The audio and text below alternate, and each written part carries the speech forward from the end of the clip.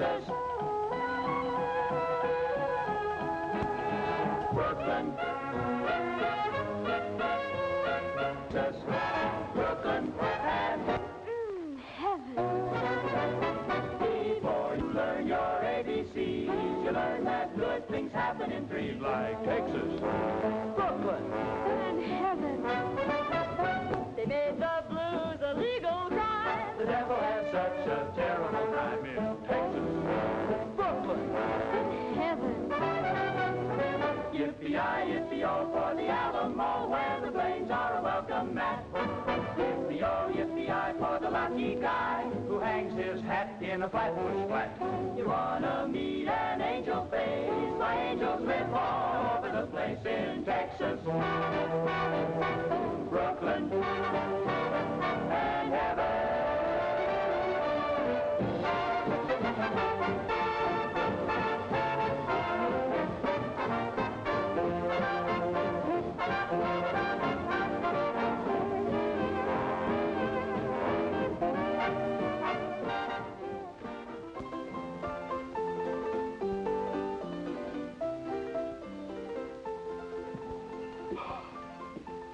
What'll you have? What's with that? What's with what? With that? Oh, house special. You have one? Yeah. I'll have the fourth one. Funny fellow, huh? With or without? With or without what? The story. Is it long? Depends on how many you drink. Okay. Start mixing. I'm gonna work my way up to that free one. Hey, Mike. Why Texas Golden Horse? Why not Brooklyn Golden Horse? Because Eddie Taylor came from Texas. Dallas, Texas. This is Dallas, Texas. Dallas,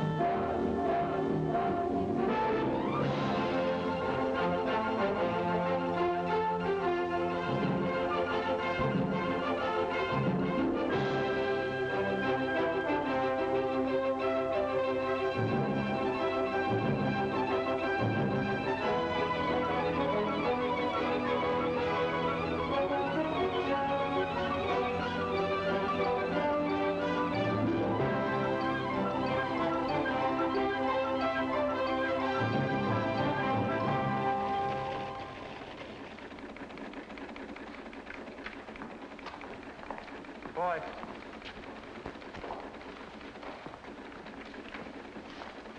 Copy.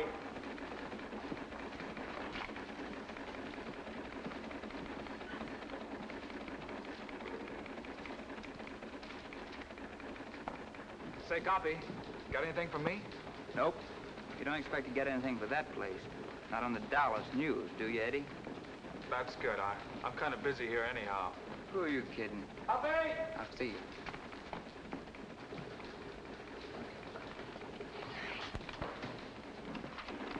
Give this to Taylor. It might interest him. Yes, sir. Copy. Got something for you. Yeah, for me? San Angelo's your hometown, isn't it? Yeah. Got a story here, just came in. About old T.X. Taylor. Any relation of yours? My grandfather. Says here he's dead.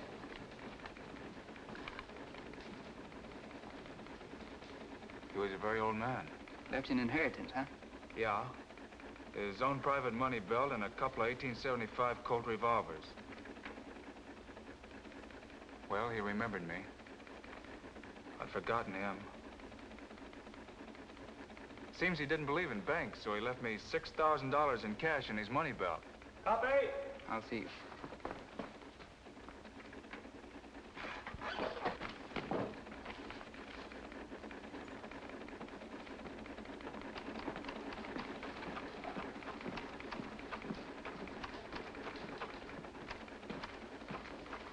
Mr. McGonigal, Yeah?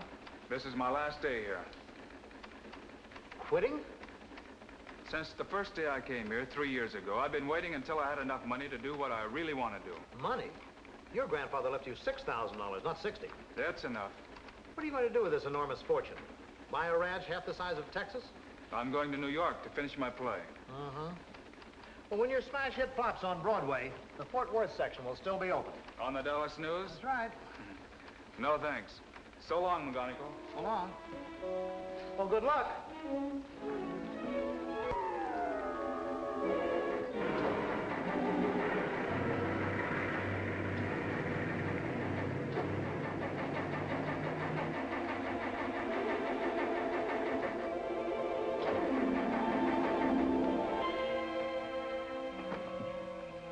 Eddie got off to a swell start.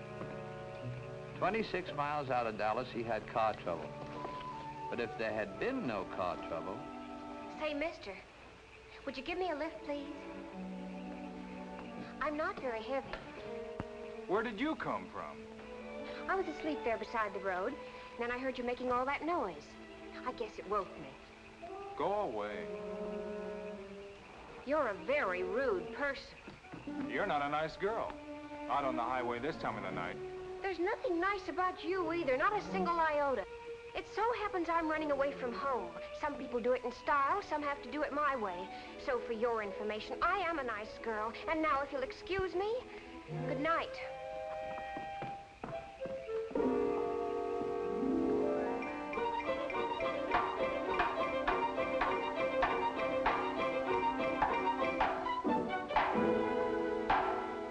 I can't sleep with all that racket you're making. I'm sorry my car broke down in your boudoir. If you had one iota of friendliness, just one iota, I could fix your car for you. That I'd like to see.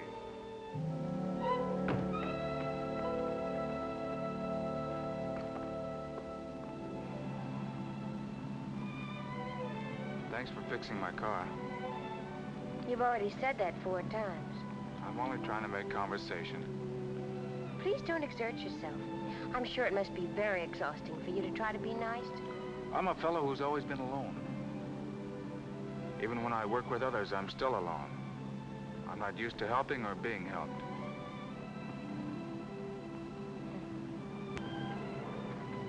Isn't it funny that I should be running away from the ranch when that's what I like most of all? What ranch? Oh, didn't I tell you? It's the family ranch in Texas. It's just outside of Calinimo City, and it covers about 115,000 acres. And you should see the horses we have. 2,800 of them, not counting the wild mares and their foals. Look, miss, I know Calinimo City pretty well. There isn't a horse ranch within 200 miles of that place, and we both know it. Yeah, but if there was such a place, wouldn't it be wonderful? What are you really running away from? A gasoline station. That's why I know so much about cars. My brother and I ran it till he got married, and then when his wife moved in, I felt sort of unnecessary. You know, like I was crowding the place. Still, it's better than bucking the world on you. Unless you have a grandfather who left you a hunk of dough. All I have is a diploma from the correspondence school. It's a very attractive diploma, though, and it says I'm a perfect secretary. Shorthand, typing, and business management. You've got a job waiting for you someplace, huh? No, but I'll get one. And then when I've made enough money, I'll come back to Texas and buy myself a ranch with horses. Oh, the loveliest horses. You haven't told me anything about yourself. You've been awfully quiet. We interrupt this broadcast to bring you a very special bulletin. Red Carr is still at large. Red Carr, who robbed another bank in East Texas this morning, was last seen steaming away in a fast black coupe. Up to 10 minutes ago, he had not been apprehended. Special warning to anyone who might see him. Red Carr always carries at least 2 heavy caliber revolvers. Approach with caution.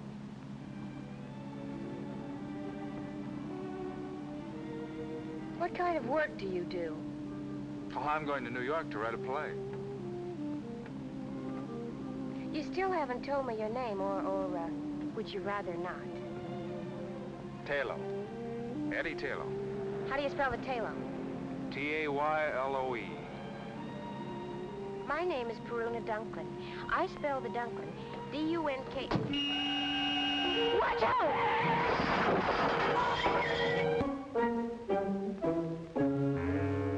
Put those guns down. They might go off. Thank goodness you've come out of it. I thought it was the sheriff and the posse. Sheriff? But it was only Mr. Tebow and the doctor. Now, think quick. They'll be in here in a minute. We'll use the name you gave me last night, Eddie Taylor. That's what I've already told them your name is. Are you listening to me? I'm listening. My name is Eddie Taylor. Good. And I'm your sister, Perry. My sister? It makes it look better. Red Car wouldn't be riding around with his sister. What's Red Car got to do with this? Who are you? Eddie Taylor. That's fine. And don't worry about your money belt. I put it under the couch after Mr. Tebow helped me get you into bed last night. I'm getting out of here right now. What happened to my shoulder? You're lucky you're alive. I don't know. And who's this Mr. Tebow?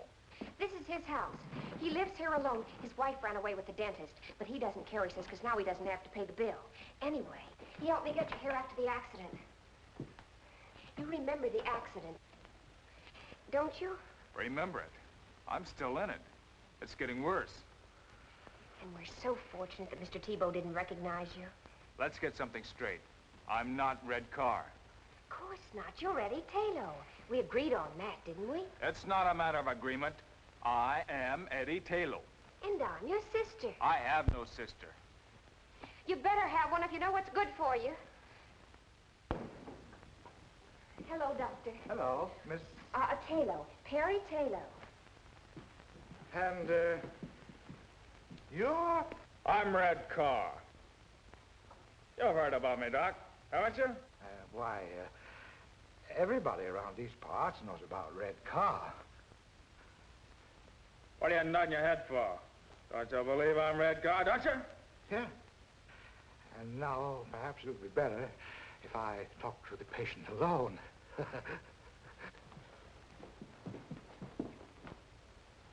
It's his left shoulder, Doctor. We'll know soon enough. I'll call you if I need you. Try to behave. Get in touch with the rest of the mob.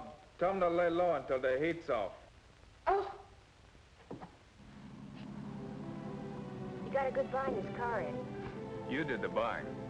400 miles and the motor sounds like a hummingbird. You still getting off at Birmingham? Sure, if your shoulder's okay. Why don't you stay with me and... Or is that too big for you? I hadn't figured on New York. Why not make it New York? It's about time somebody like you went there and changed the place. Well, I don't know. Perry, Yes? my shoulder doesn't bother me anymore. It hasn't hurt me for the last 2 days.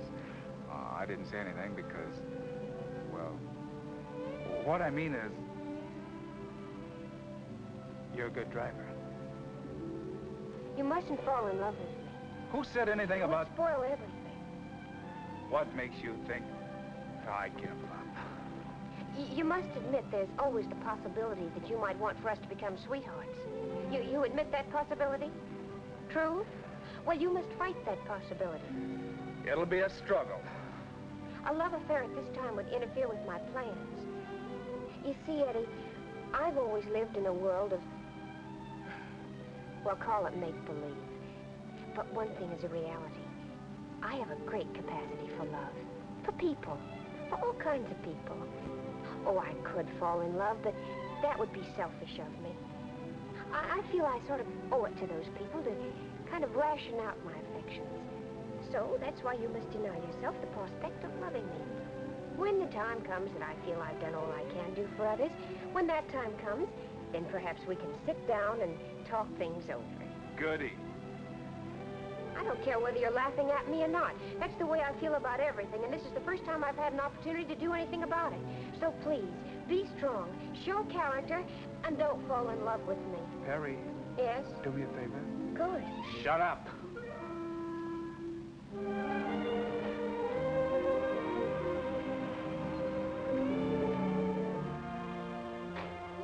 What are you gonna do, walk out on me right now? You said your shoulder's okay? Well, I'm a little tired. You drive for a while. After all, it's a long way to New York.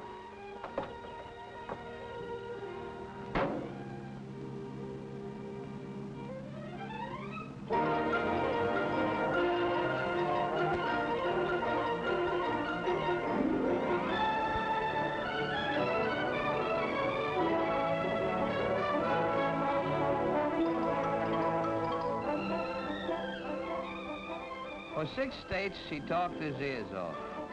Of course, Perry knew he wasn't Red Carr. But she kept up a rack just for the fun of watching him blow his top. And all the time, he didn't know that she was giving him the needle.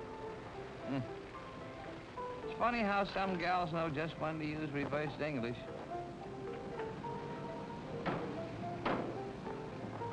Well, anyway, it's not expensive like the others.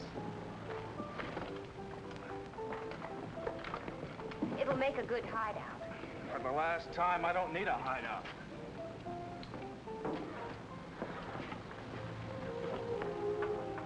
Well, goodbye. I hope you finish your play pretty soon. Thanks for everything. What's your rush? Let's have breakfast first and talk things over. We've had plenty of time to talk. Now, I'm on my way to Brooklyn. Brooklyn? Did you come all the way to New York to end up in Brooklyn? I've heard so much about it. It sounds like a truly wondrous place. What's so wondrous about it? Brooklyn appeals to me. Is there any reason why I shouldn't make it my destination? Well, that's not a logical question. I can't give you a logical answer. Well, goodbye.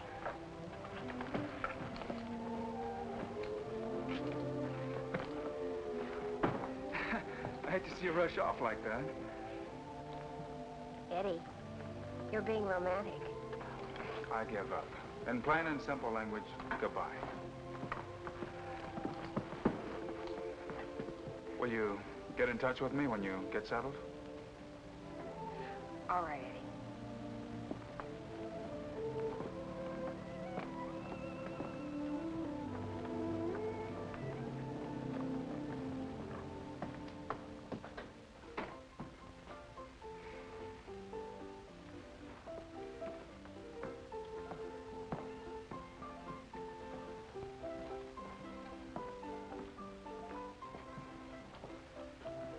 Let me have a room and bath, please.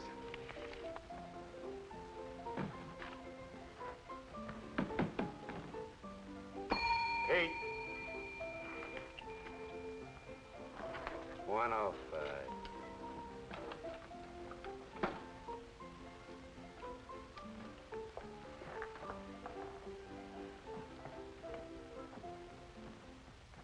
I'm not a bellhop, you understand?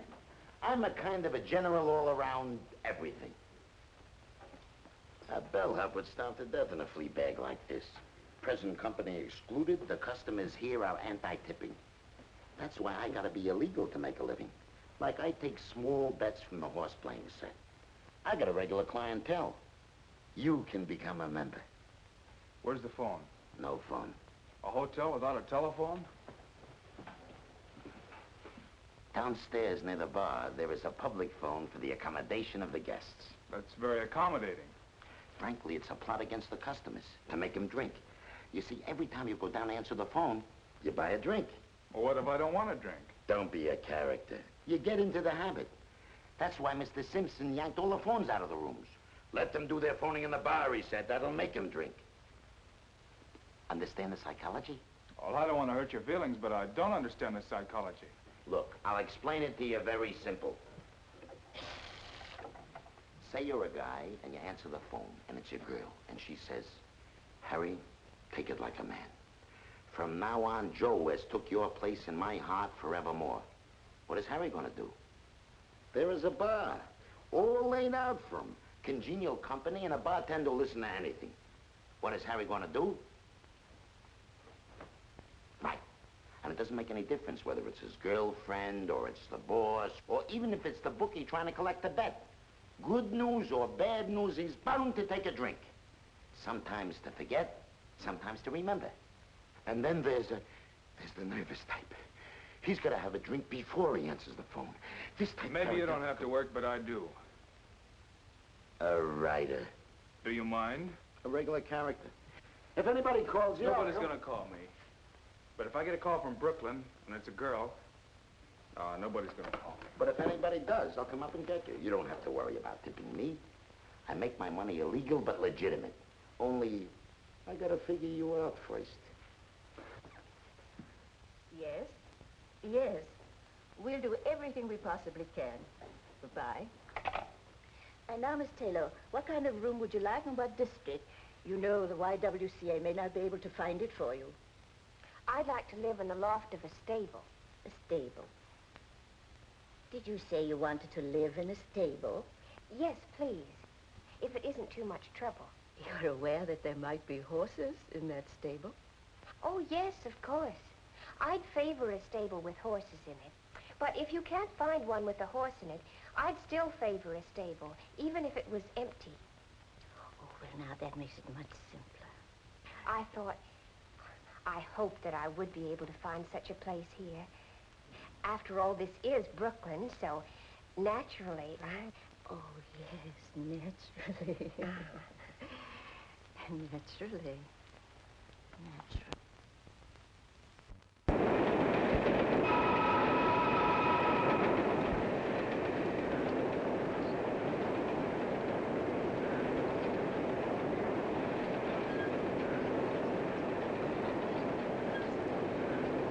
Here, Charles, share this with me.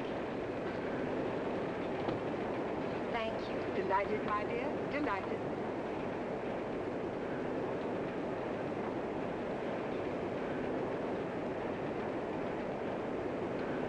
Is anything wrong? There's nothing, my dear. See, nothing of it. It's an allergy that I've developed ever since coming up north. I don't know what it is, and I've been to dozens of doctors.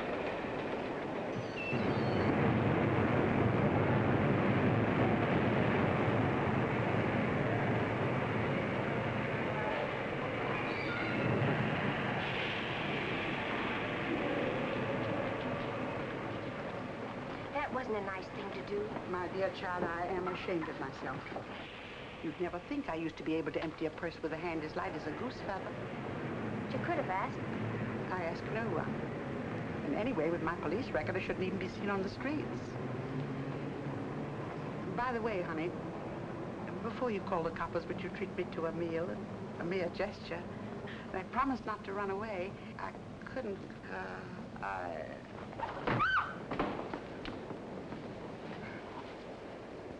But you gotta answer some questions. Why? Because you have a pencil and a notebook? Because it's the law. I've told you she doesn't feel well. Now, isn't that enough? Okay, we'll let it go at that. Now, how about a nice, clean ambulance? None of that, dear boy. No ambulance. But you're sick, lady. Why make her sicker?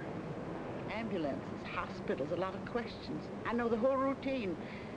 Very unhealthy, all those questions. Okay, then just give the facts. What's your name? Perry Taylor. You know, I think that the thing we... Mind if I get the facts? Taylo. Add an E. And the lady, ever seen her before? Enough of this. Child, I don't want to burden you with... Oh, dear. Send for the wagon. You know, they should send you home. Two will get you 5. She hasn't even got a home. She asked you got a home. And how would you know? Because she's my mother. Your mother, huh? What kind of a daughter are you not to feed your own flesh and blood? Because she was too proud and independent to accept help. And then one day she ran away from home to see what she could pick up on her own. I didn't catch up with her until today. She didn't want to be a burden on me. Or on my brother. You see, I have a brother, too. His name is Edward Taylor, and he lives at the Grand National Hotel. She's his mother, too. Now, that makes everything fine, doesn't it? Okay, you're gonna take her home with you and take care of her? Of course. And your address, Grand National? No, it's 9006 Flatbush Place. Not the house itself, the stable. 9006 Flatbush Place. Now you're doing the right thing. And where do you live? Oh, I don't want to get mixed up in this. I was just waiting for a downtown express, but I'll take a local.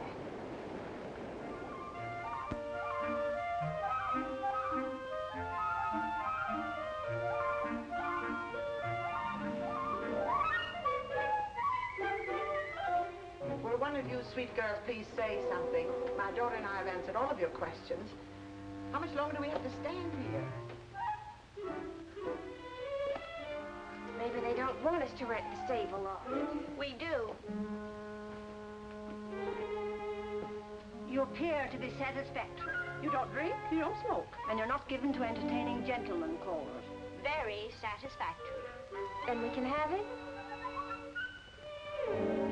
Yes, we'll show it to you.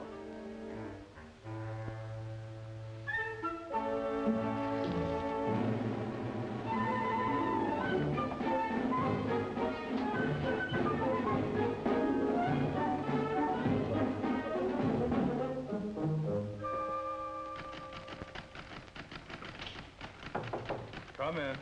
Telephone for you. For me? The police department. Well, it's a gag. Why should the police want me? Don't be disturbed, character. When the police use the telephone, it can't be anything serious. Maybe they just want you to identify a corpse. It's okay, you can go that way. We're informal here.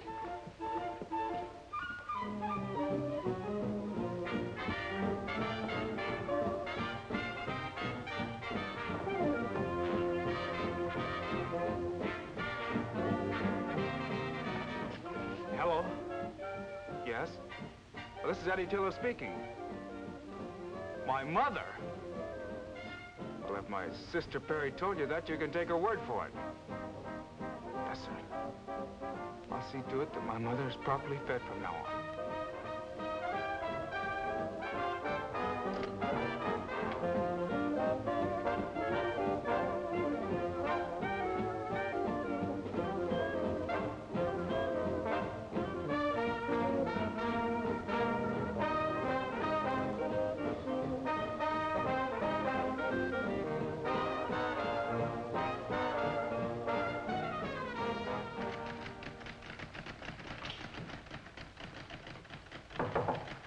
Another telephone call. Your sister. Tell her that I'll take it.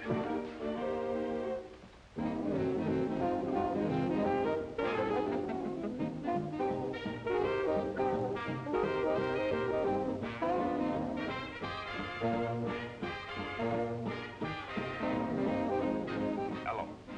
Now, look, Perry, Yes, the police call me. No, they didn't fingerprint me. Listen, Perry, how can you get yourself into so much trouble in so short a time? There's been no trouble, not one iota. As a matter of fact, I have something good to tell you. I found a wonderful mother for you. But I don't want a mother. But Redcar needs a mother. Don't you understand the psychology? I don't care if Redcar needs a mother. I'm trying to write a play. All right, but don't get hysterical just because I was trying to help a nice lady who was hungry. So I arranged to have our mother stay with me. Go on, give me the facts. Now, if you'll promise not to get mad, I'll explain something about our mother. You see, many years ago, she had a sort of a tendency to pickpockets. Did you say that our sweet, loving mother is a notorious pickpocket with a long prison record? Will you or will you not stand by me? Of course I'll stand by you. What else am I going to do? But, Perry, please, can't you get yourself involved in something simple? Like a triple murder. Oh, Eddie, I'm terribly sorry I've been such a burden to you. And you have my solemn word that I'll never do anything to make you angry or upset you again. Okay, Perry, okay. I'm not angry with you.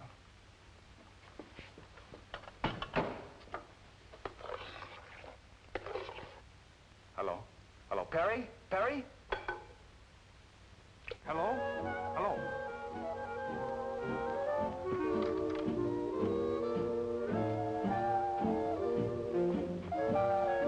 Let me have a double... Never mind.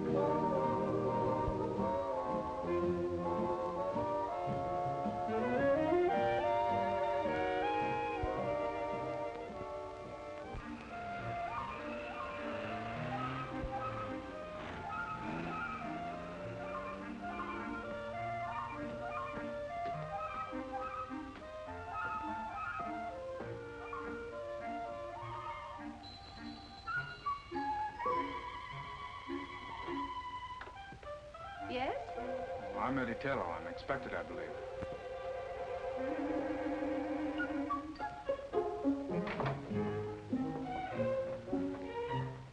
These are my sisters, Miss Pearl Cheever and Miss Opal Cheever. How do you do? He doesn't resemble his mother. He doesn't resemble his sister. No. Oh, I take after my father. Oh. We do not permit smoking here. Well, I'm sorry. We're very disagreeable. Everyone in the neighborhood says we're mean and spiteful. And utterly selfish. And we are. Yes. I'm sure you're not. We do not deny the truth. We're most unpleasant indeed. And we'd rather you didn't go around Brooklyn saying nice things about us. No. My son. My dear, dear son. It's been so long, my darling boy.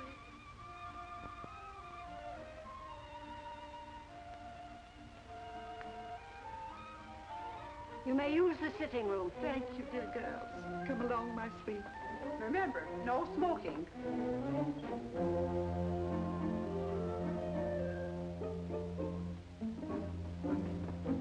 Excuse us, please, dear girl. You could have called me Mother. But I wanted to call you a lot of things. But that triple threat out there stopped me cold. I called you about Perry. Well, it's about time. If I'd known this address, I would have been here 3 weeks ago. Well, Perry didn't want to get in touch with you until you had a job. Now she's got a job. Why didn't she call me? Well, it's a strange kind of a job she's got, my boy. If this job is something you got her, if you're getting her mixed up in something crooked... Just look who's talking. I may have lifted a lever now and then, but I never pulled a bank job. But for Perry's sweet sake, your secret shall remain locked deep within my heart. What about Perry's job? What's wrong? That's why I thought we'd drop down and watch her while she's at work. Then you can decide what course of action to take. Oh, can't you tell me about it? Where's she working? Coney Island. And imagine we can get some hot dogs while we're there. Come along, my sweet.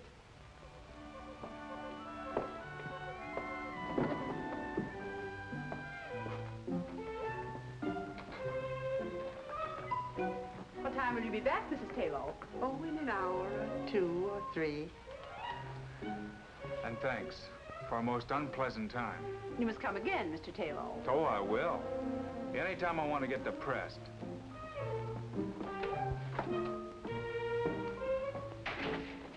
We should have listened in on their conversation. We should have. Next time we will.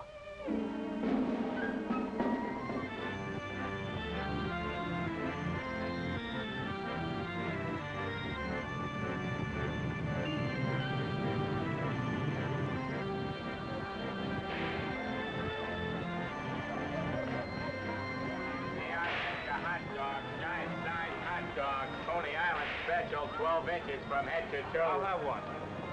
You'll have one what? Well, I was under the impression you sold hot dogs here. Well, speak up, buddy. I can't read your mind. Here, get your hot dogs. Everybody likes them. Only tend to a customer. Mustard?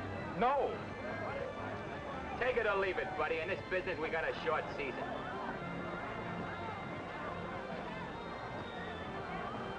Excuse me, sir. I didn't mean to offend you. Oh, the Park Avenue type. Here, get your Coney Island hot dog. Sweetheart, everybody eats them. Everybody likes them. But I told you I didn't want another hot dog. Well, don't eat it. I'm just trying to keep both your hands occupied. Here, hold this for me a minute. Excuse me. Excuse me. Excuse me. I know that little guy. He didn't recognize me, but I spotted him right away. He's called Doc because he looks like a nerve specialist. One of the smoothest operators in the profession. Your profession? Uh-huh. By the way, you better look and see if you still got your wallet.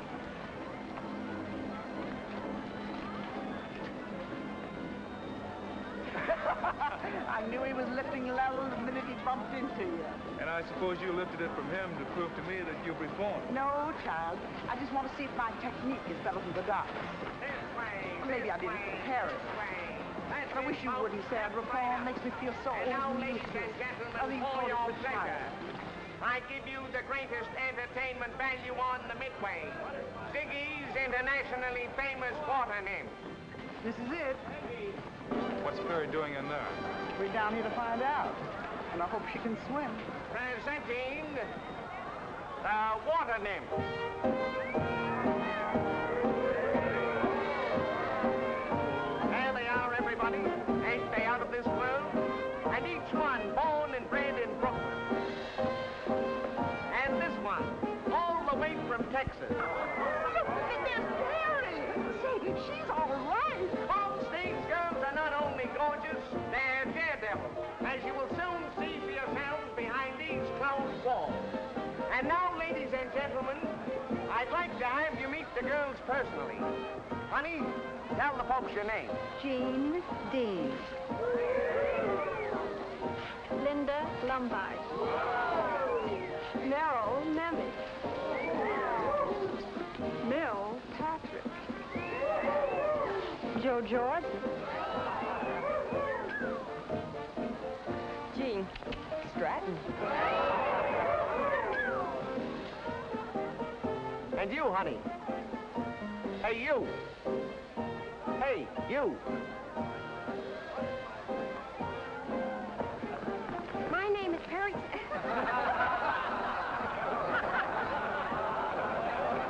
My name is Perry Taylor.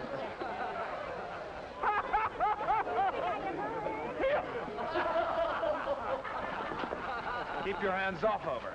Go away, Sonny. You bother me.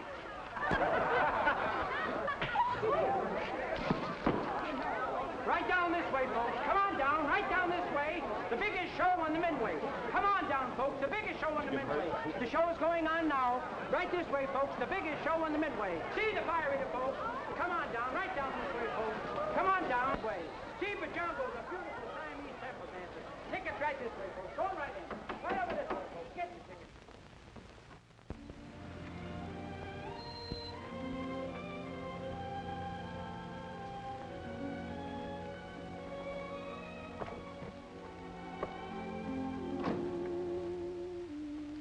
I'm obliged to you, Eddie, even though you made me lose my job. I'm obliged to you because I know you meant well. But in the future, please let me pick my own jobs and you stick to your playwriting. Oh, what's the use? I give up. Here. Call it a loan or whatever you want. You'll need it until you get another job. Well, thank you, but I'm not looking for charity. Good night. Hey, mother of mine. Here, you try to give it to her. Well, she said she didn't want it. I know, but you're slick enough to figure out a way of getting it to her. Or are you going to get high-hat on me, too? Frankly, yes. We, and I speak for my daughter and myself, want no further interference from you.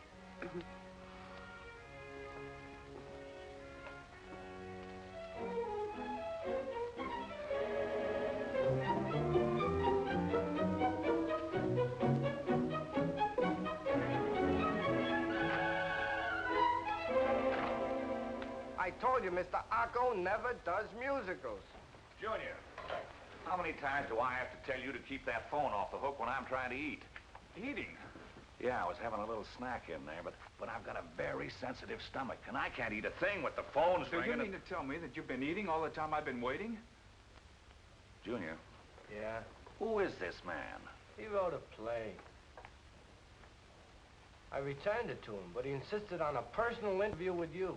I told him you'd be tied up for at least an hour. And all that time you were only eating? Well, why not? I didn't bother you when you were working on your play, did I? Why do you feel that you should bother me when I'm trying to eat? Oh, stop that. This is no beauty parlor. Now, do you mind if I return to my chicken sandwich on white toast with no dressing? Wait a minute. Before you go, I would like to know something. In fact, I've reached the point where I must know. You see, everybody on Broadway has turned down my play. Now that I've exhausted the field, I've got to know. Should I try to write another play? I never read your play. You know... Well, how could you turn it down? Because Junior didn't like it. Junior didn't like it.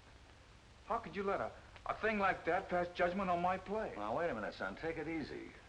Junior has an uncanny eye for anything that looks like a potential hit play. Why, he could get 1,000,000 jobs tomorrow any place on Broadway. But he's my son, and I won't let him go. Junior, tell the gentleman if he has any talent. I don't care what he thinks. Well, you asked me a question. Junior will have to answer you. I can't. All right, I'll take his opinion. So Eddie asked Junior. But even Junior didn't like it. Nobody liked it. Eddie was a bust. When I met up with him, Eddie had fire coming out of his eyes and smoke coming out of his ears. Hold it, Mike. You better hitch up that third horse.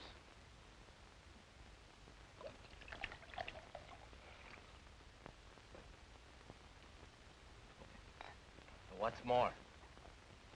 What's more with what? What's more with the story?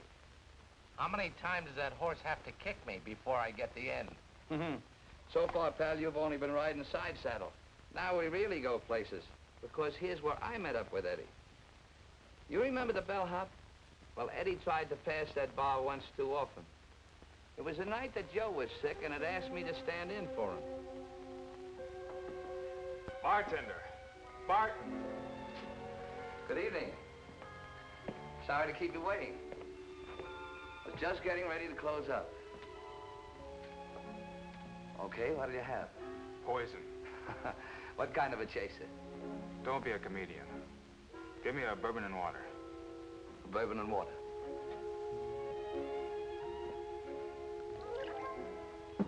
You can call me Mike. Why? That's my name. Oh.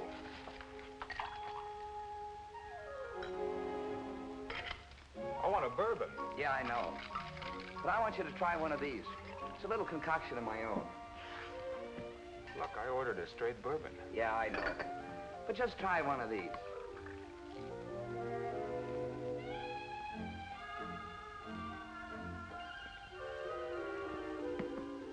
Now, can I have a straight bourbon?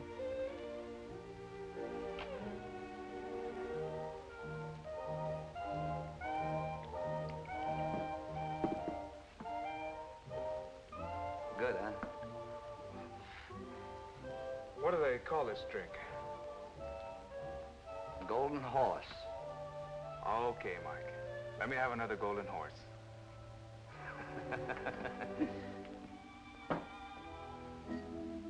You're new around here, aren't you, Mike? You're new around here. Oh, yeah, I'm only here for the evening. Joe has a cold. Oh, say, Mike, how do you make this, Golden Horse? Well, first a little dab of Texas sunshine. Then some rain. A little hail. Gotta have some hail. Some snow. A couple of earthquakes. Then you make a very tiny waterfall out of it. Just a little teensy one. And you top it off with some good old Mother Earth. I like you, Mike. You've got a great sense of humor. Pour one for yourself. Thanks, Eddie. How'd you know my name was Eddie? Oh, he told me when you first came in.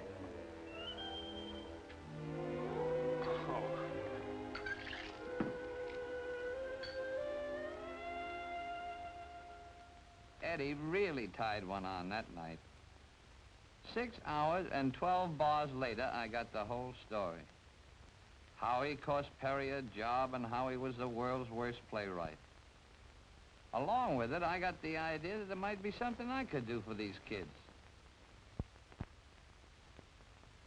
The smart thing first. Got Eddie sobered up the easy way. Flat on his back in Prospect Park.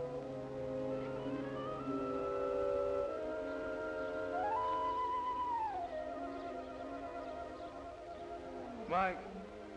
Mike? How is it, Eddie? New world's record for a hangover. Well, the Turkish bath ought to help you a lot. There's one near here, too. Best Turkish bath in Brooklyn. Brooklyn. A truly wondrous place. I thought you'd like it. At Prospect Park.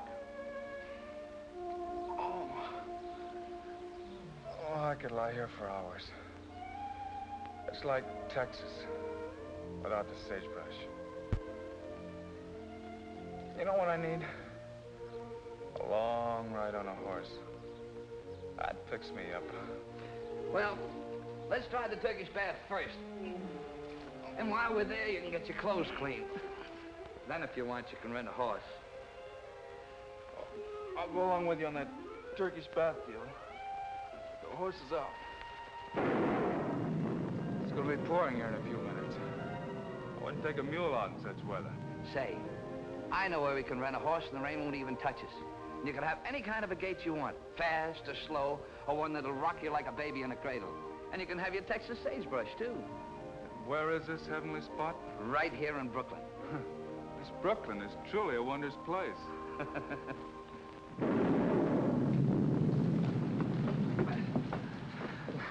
The Turkish bath was one thing, but this I don't believe. Here I get to ride a horse through sagebrush? Come on, Eddie. So I took him to Mr. Gaboulian's riding academy. It was strictly out of this world, and that included Mr. Gaboulian. He was a whacked-up guy, a fugitive from Ripley. Wow. What is it, a zoo? Mike, you're a man of your word. It's all here. But I'm wondering if I am. Well, it was a place a man could go when he got fed up working 9 to 5. But 2 bits at Mr. Gaboulian's, he could live dangerous. Sail the 7 seas and track down wild game. Yeah, the academy was something. And it was just what the doctor ordered for the kid. Soon as Eddie got 1 foot inside the place, I could see his troubles begin to peel off. I'll give you a choice of any horse in the place. Use that one.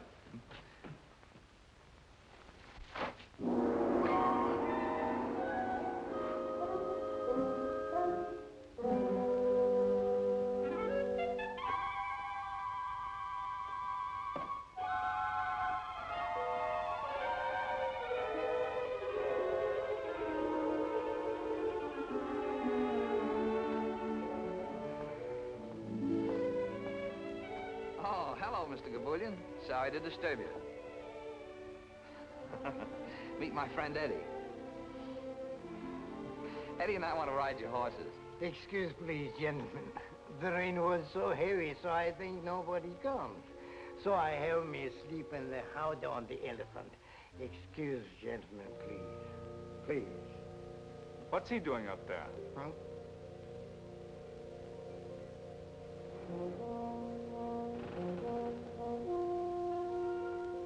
That's Captain Lars Jean. He was a real skipper once.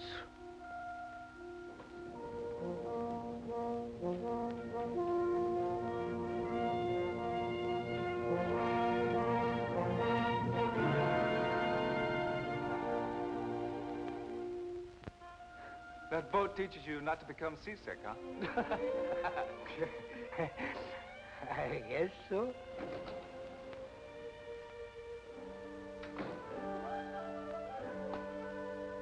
Excuse, please, gentlemen.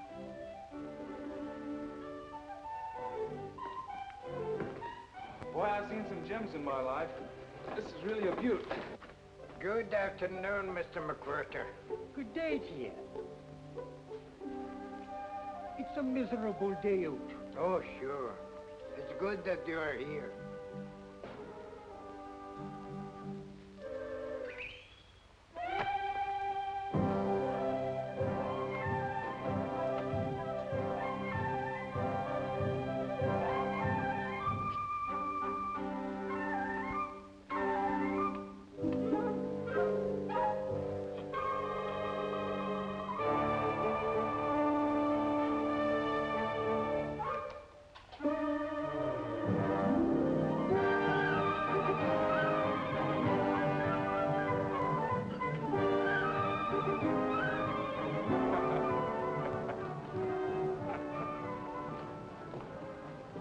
Mr. Robert Bruce McWhirter. He owns a nice bird store on Fulton Street. So every day he rides the camel.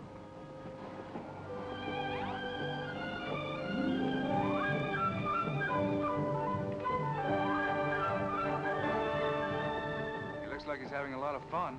Lot of fun? That's the only thing that makes him happy.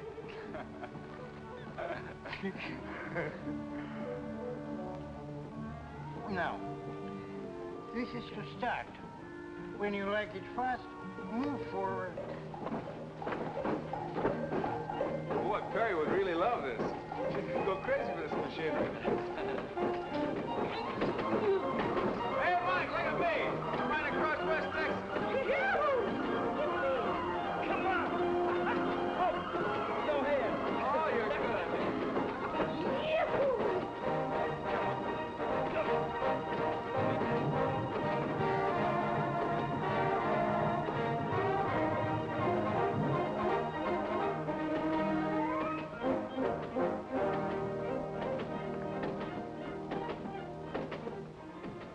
Mr. Gabullion. Yes? I want to make you a business proposition. You see, I want you to hire a young girl to help you run this place. maybe I better wash my face. My eyes, maybe they are open, but my mind is still asleep. Excuse me, please. Mr. Gabullion. Yes? She'd be wonderful for you. She loves horses, and she could fix any mechanical gadget in case something should go wrong. You make a joke. Excuse me, please. Mr. Gabullion. And yes? I mean it most seriously. She would be a real help. Help me what, sir, please? Help me not to see a customer? Help me not to pay the rent? Help me not eat like a man should eat? Help me that way, mister? No, it's not right. You shouldn't make fun of me. Excuse me, I go back to sleep. Mr. Gabullion. Yes. I know you can't afford it. So I'll give you her salary every week, and then you can pay her. Or in other words, she'll be getting the job on her own. Understand? Why should I go back to sleep? I stand here and I sleep already. Don't you see? This girl needs a job. And I want her to have this one, here. Or you'll have someone to help you. And it'll cost you nothing. It will cost me nothing? Absolutely nothing. I'll even pay for the ad in the paper. Wanted. Young girl from Texas. Must know and love all kinds of horses. Must be honor graduate of correspondence course. Now remember, the only one you hire is Perry Taylor. Perry Taylor? I'll write it all out for you later. What have you got to lose? Just think, Mr. Gabullion, you can sleep as much as you want. I think it over. What is there to think about? Nothing. Only it makes it sound like better business. So I think it over for a minute, please. Then I give you my answer, which will be yes. Swell. Now, we each put in a nickel to begin with.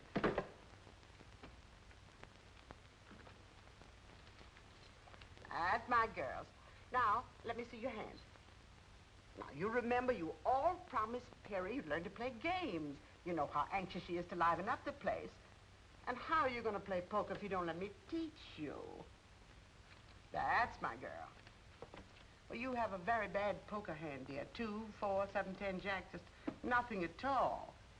But if I were you, I'd hold on to this jack, because that's your highest card, see? And ask for 4 more cards. I'll gladly give them to you. Nice, fresh, new ones.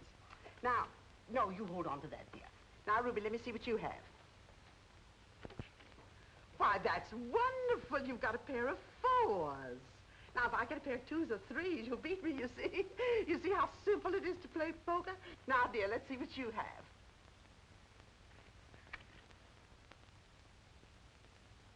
Oh. Well, you have a very good hand, dear. 3 queens and a pair of aces. Very good hand indeed. Poker, one must always try to improve one's hand.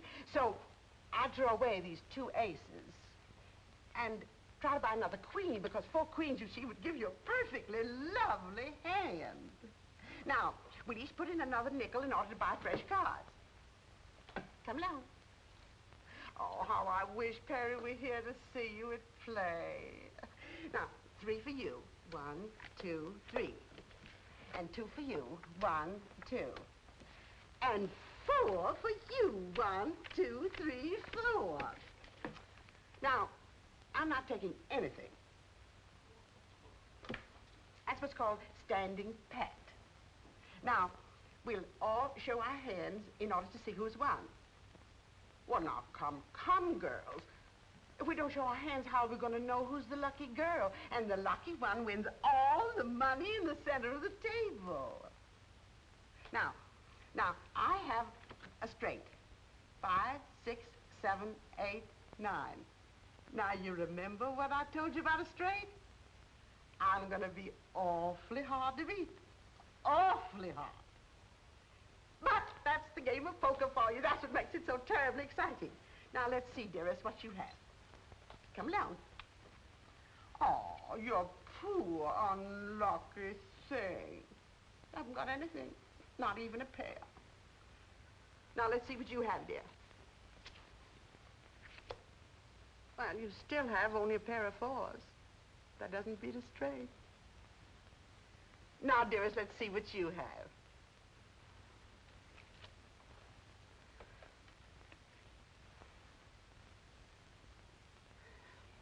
Four queens. 4 of a kind beats a straight. That's what you taught us. I sure enough taught you that. I sure enough did. Well, we'll have to try another time. I've got a job, a new job, a wonderful job, a most heavenly job. Oh, good news is always good news. I'm so happy for you, darling. It's just what I've always wanted. Horses and a camel and an elephant and a lot of other things. I didn't know the circus was in town. It isn't. We always know when it comes. We always get free passes from our grocer, Mr. Brickle. No. It's a riding academy. And all the animals are mechanical. But they're so lifelike they're practically real. And I'm to be executive manager. Isn't that too good to be true? Oh, no. But I've got to have a riding habit. I wouldn't look as if I were running the place unless I did. You know, I've noticed that our dear, dear Cheever sisters are very handy with a sewing machine. We've never made a riding habit. Only Mother Hubbard's. And slip covers. Yes, but under my supervision, dear girls, you'll make a riding habit, a more than suitable riding habit.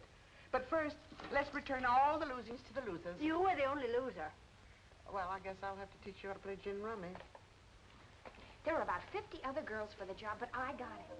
All in all, those 3 ghouls downstairs clipped me for $8.40. I tried blackjack, casino, double solitaire. I even invented a game and called it Chuck Full of Luck. But that's a commodity on which the Cheever sisters seem to have a monopoly. But it's worth it. Do you notice how congenial they've become? I knew it would work, and I'm so grateful to you. After all, it's your money, child, if you don't mind spending it, trying to warm up those 3 ice cubes in petticoats. Turn around. Not that I think they ever will warm up. Oh, yes, they will. I've already convinced them to come to the academy one of these days and try a ride on the animals. I don't get it. This concern you have for other folks. I don't get it at all. I've met a lot of people in my day, both inside of prisons and outside. But somebody like you, what do you expect to get out of it? Oh, if I can make people happy, it makes me feel good, that's all. Well, what about making yourself happy? But I am. Very. I'll let you in on a little secret. You're not. And I'm referring to that certain party named Eddie Taylor. You know, I was in love with my probation officer once. I had such a crush on him, it gave me a thrill just to report to his office. But of course, I had to curb any display of affection because, after all, he was my probation officer. But you and this Eddie. How do I look? Don't ask me, ask Eddie Taylor. Dear child, you interfered in my life, so I feel I have a right to interfere in yours. You did something that state prisons, penitentiaries, small jails, and 8 parole boards couldn't do. You made an honest woman of me.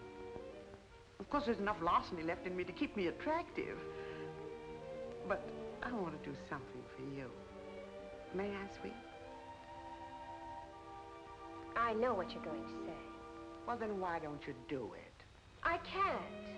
I can't now, not until he's finished his play, because that's what he wants to do more than anything else in the world. And I wouldn't want to clutter things up for him. You could help.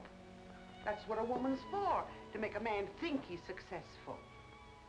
Oh, no. He told me definitely. He works alone. After he's a success in the theater, then maybe...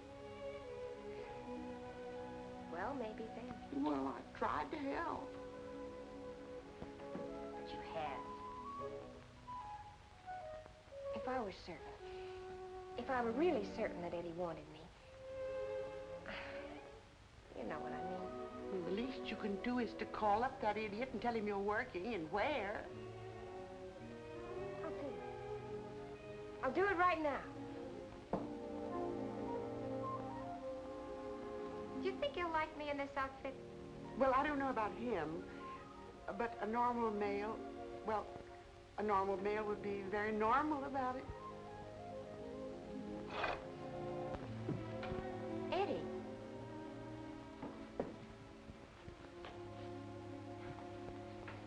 I took the liberty of coming here. You don't have to apologize for visiting me. I'm not apologizing. I came to say goodbye. Goodbye? You mean like farewell? I've been wanting to say farewell to everyone. To you, to Mike, except Mike isn't around. So, farewell, Perry. Farewell, Eddie. And goodbye. They turned down your play. And you're giving up. That's not right. You've got to have faith, particularly in yourself. Faith? Yes, faith. And don't make it sound like some cheap commodity flooding the market. I didn't come here to argue, Perry. Let's part as friends. Now we're parting? After I say goodbye, I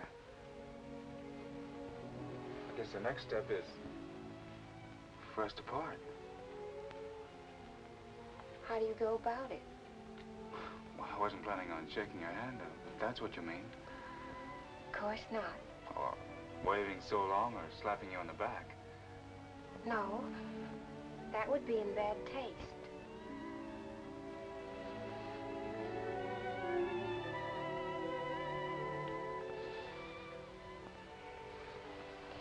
You may fall in love with me now. Thanks. Mr. Gabulian. Yes? I have figured out just how this business should be run. You see? I've made a graph according to seasonal changes. Excuse, please, I go back to sleep. And, Mr. Gabulian. Yes? I have made a very detailed study as to why business has been bad up till now. A study she makes. It's easy like pie. When nobody comes in and uses the machine, then business is bad. So far, 6 months, 3 people come in, so I know business is bad. I know it, Mrs. Gabulian knows it, and all my relations know it. Now she comes and makes it with pen and paper and tells me that business is bad. Big surprise. Excuse, please, I go back to sleep. He's upset because I had him print up 1,000 handbills to advertise the place. Mandy's going to give them out in various sections of Brooklyn. You think that'll help, huh? Oh, yes. The point is, so few people really know about the Academy. All we have are 2 regulars, like Captain Jean over there and Robert Bruce McWhirter, who comes in every day to ride across the track. Is he still at it? Huh? How did you know about him? I think I'll take a pony ride. Why, Mr. McWhirter, are you going to take another ride today? Indeed I am. I've been feeling restless all day, and I thought, if no one else is going to use it... Oh, no, Mr. McWhirter. That camel is yours. Thank you.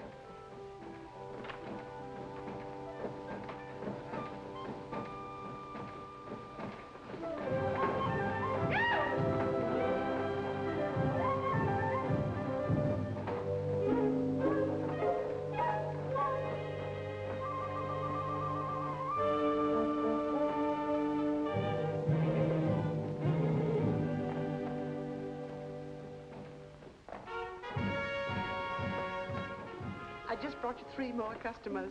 All right, girls, come in. They were a little unwilling at first, but here they are. Oh, I'm sure you'll all have a perfectly wonderful time. Why shouldn't they have? I just taught them how to shoot craps. They won close to $6 from me, and the dice were loaded.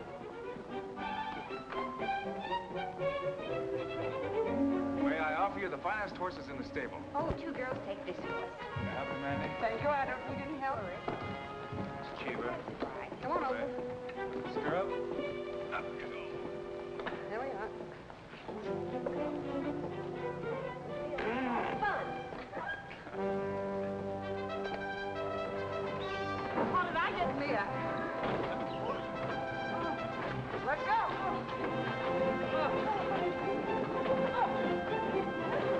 Yippee! Yippee! Let's go. Come on, boy. Wouldn't it be wonderful if we could have business like this every day, all day long? Then you'd be completely happy, huh? Almost, Eddie. If only Gabulian would change the name of the place. Yeah, that's a good idea. I've got a name for you. The Golden Horse Academy. The Golden Horse Academy. It's perfect. It'd be a good name for a ranch, too. Let's speed it out.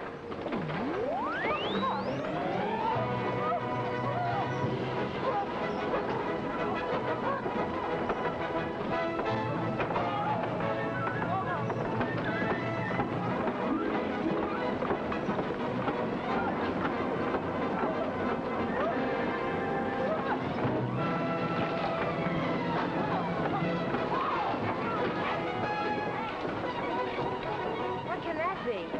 Maybe they're using too much juice. It could be an overload. You do something. You hear me, Mr. Gabulian? You do something right now.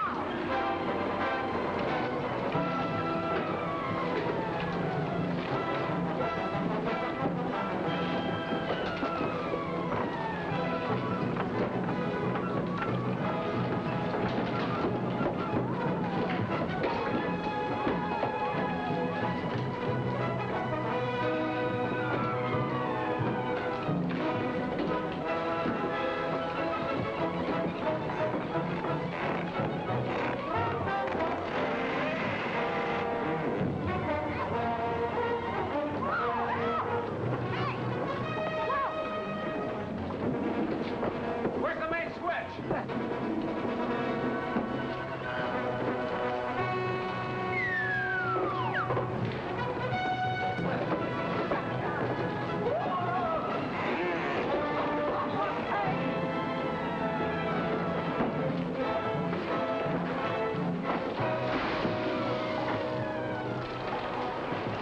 Ship ahoy!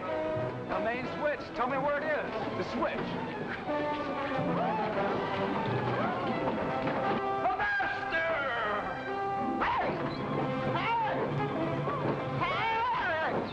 Man the lifeboats! You landlubber scum of the wharfings! Heading for Davy Jones' locker!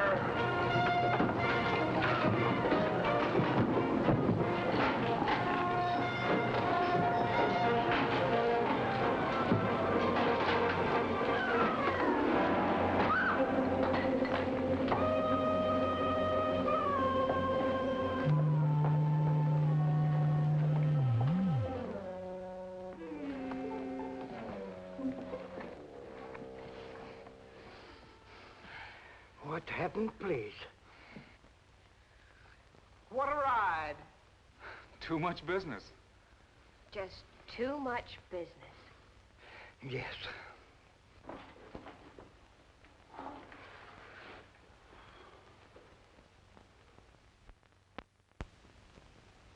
You still riding with me? Leave us have no small talk, pal. You better get that horse going again. Mm-hmm. This one you get for free. That's the one I've been waiting for. Well, by this time, Gabulian had enough and decided to sell the joint. And who do you think bought it? Eddie. And you know why? Just to keep Perry working, just to give her a job. Of course, Perry didn't know that Eddie sunk his last $800 in it. Eddie and I figured that this Academy deal would clear up everything. But the place just didn't seem to catch on. Even with Perry running it and with all the faith she had in it. Christmas Eve came along, and Eddie and Perry were only 2 jumps ahead of the sheriff. Say, what do you think could be happening up there at 11 p.m.? That's Skaboulian's place, isn't it? Used to be. It's been called the Golden Horse Academy the past couple of weeks. Think maybe they're having a Christmas party up there?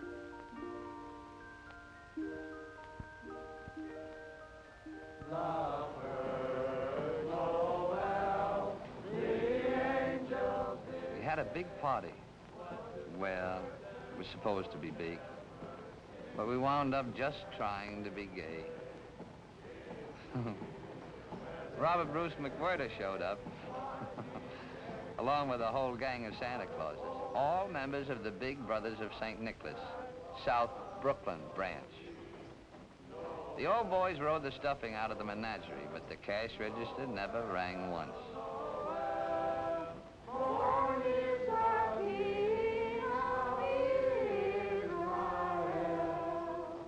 Then Officer Carmody came in. Well, Merry Christmas, Marcus. I'd like to have you meet my friends Perry and Eddie. How do you do? How do you do, Marcus? I said I'd like to have you meet my friends Perry and Eddie. Oh, how do you do, and a very Merry Christmas to you. I've noticed the lights up here ever since I've been on duty, but I did nothing about it. That's right. Tonight's the night for leaving people alone. Yet. Then I see what looks to me like a crowd of Santa Clauses come into this building. I follow them in. Get the point? Oh, great work. When I saw his eyes pop at the place jumping with Santa Clauses, something snapped in my noggin. Strange, yes. But nothing that would make me report this incident to headquarters. You see, Christmas Eve is a night for leaving people alone. What do you mean there's nothing wrong? How would it look if a passerby saw them come in and reported it to your superior officer? How would you look if you said you didn't think it was important enough to call the station when you saw a horde of Santa Clauses come in here and take over the riding academy at this time of night? You think I ought to check with the sergeant? Is that the sort of thing that happens to you every night? But this is Christmas Eve. Well, does that explain the situation as far as an officer of the law is concerned? Don't let anyone leave. I'm going to call the station. Come with me. Give me the numbers of all the newspapers. Manhattan as well as Brooklyn. Hello? City desk, please. Soda, Pop? Yes, dear. I'll have just a teensy. Well, really, girls, there's a limit to how far we can go. Why? I don't know. Yes. Well, just a few.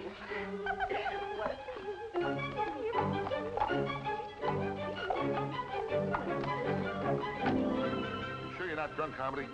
All right, I'll check on it. I'll check on you at the same time. Sure there's a story in it. Sounds like a lot of human interest. I'll send a man over. Right. Well, if you won't help me, I'll call the police commissioner. I tell you, he does this every Christmas Eve, but he always gets home in time for dinner. Something must have happened to him. Here's a newspaper in the Bronx. Well, give it to me. We want complete coverage. 50 Santa Clauses? This time of the night? Have you got the address? Yes, Alice, I've already called the police. Oh, you have too? Well, what could have happened to them? We just got a tip about 100 Santa Clauses, all drunk, running wild someplace in Brooklyn. Yes, lady, I got all that. Now, how was your husband dressed? Oh, like Santa Claus, huh? Maybe he got stuck down the wrong chimney. Now, look, lady, don't take it so serious. We'll find your husband, all right. No sense of humor. Gin.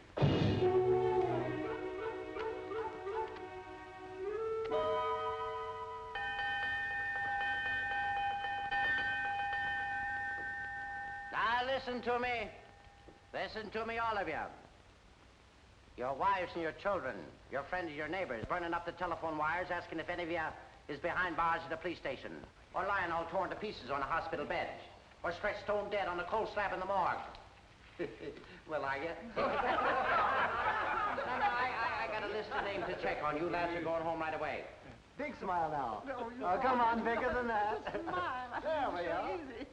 You know, with this publicity and everything, you have here a pretty valuable piece of property. But Cheever sisters want to buy it. What do you think, Perry? We could always use the money to buy a ranch. In Texas, perhaps. I merely offer it as a suggestion.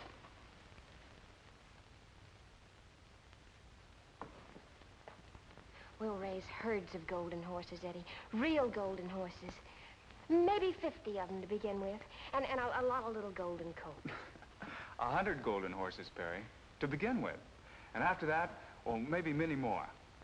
You know, my grandfather used to have several thousand on his ranch. Eddie Taylor, now don't you start pretending.